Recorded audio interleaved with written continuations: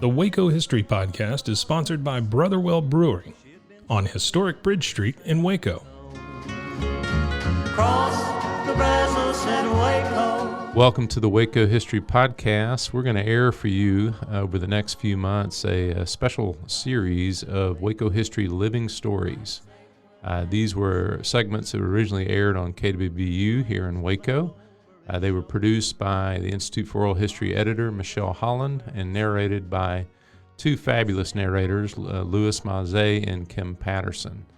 And so these highlight oral histories from the collection of the Institute for Oral History at Baylor University, which I direct, which has been around since 1970 and has over 1,000 interviews related to Waco and McLennan County history, and we're happy to highlight those here. Cross the Brazos at Waco, ride hard and I'll make it by dawn. This Living Stories featurette promises to be a favorite of our sponsor, Brotherwell Brewing. It's on Moonshine here locally in Waco. And so let's listen in to this era of prohibition where you had to get your booze illegally. Then the night came alive with gunfire.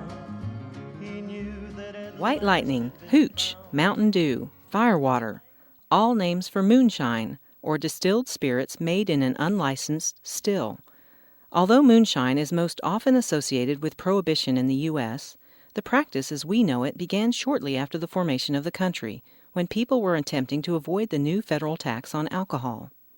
CBF missionary Earl Martin recalls his encounter with a moonshine still in the late 40s when he was teaching in eastern Tennessee. I was traipsing in the mountain trails in an area that wasn't too well known to me, and I suddenly came on a moonshine still.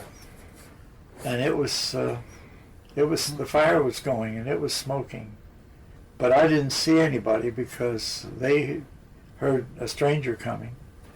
And I suddenly realized the danger of the situation, because to discover a moonshine still back in those years, and since I was from Washington, D.C., I could have been perceived as a federal agent, even though I was a young man. So I moved quickly out of there.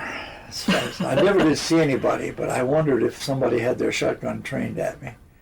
Avery Downing, former superintendent of Waco ISD, describes the prevalence of moonshine in East Texas during Prohibition. It was available. Everybody knew it and knew some of the places to go to get the moonshine whiskey. Now, I never knew where any of the so-called stills were, but that doesn't mean that some of those wooded areas, which were extensive. I remember a place called Scott's Farm. Scott's Farm included many, many square miles of uncultivated wooded area, and I'm sure that there must have been stills operated in such a place as that. Once experienced, moonshine was difficult to forget. I remember what the stuff looked like. I remember how it tasted. It was almost like kerosene. It was white and extremely powerful to the taste buds, and I'm sure other ways too. Downing explains the dark side of moonshine. The horror of the bootleg world is that somebody would get a hold of some bad liquor and come up with a jake leg. There were people accused of having the jake leg that I wonder now if they weren't victims of some sort of a paralysis or a polio type thing. I don't know. Today, moonshining has waned, as large companies can produce alcohol in large enough quantities to make its cost competitive to that made secretly without taxes. However, there are still those who wish to defy the government's authority by producing the liquid themselves.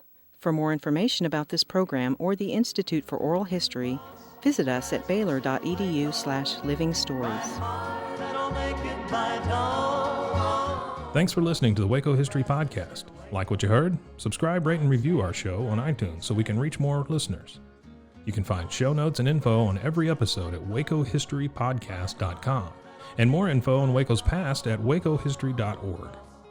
Our theme music, used with permission, is Cross the Brazos at Waco, performed by the late Billy Walker. For more info on Billy's music, go to billywalker.com. Thanks for listening. We'll see you next time. when I reach San Antonio.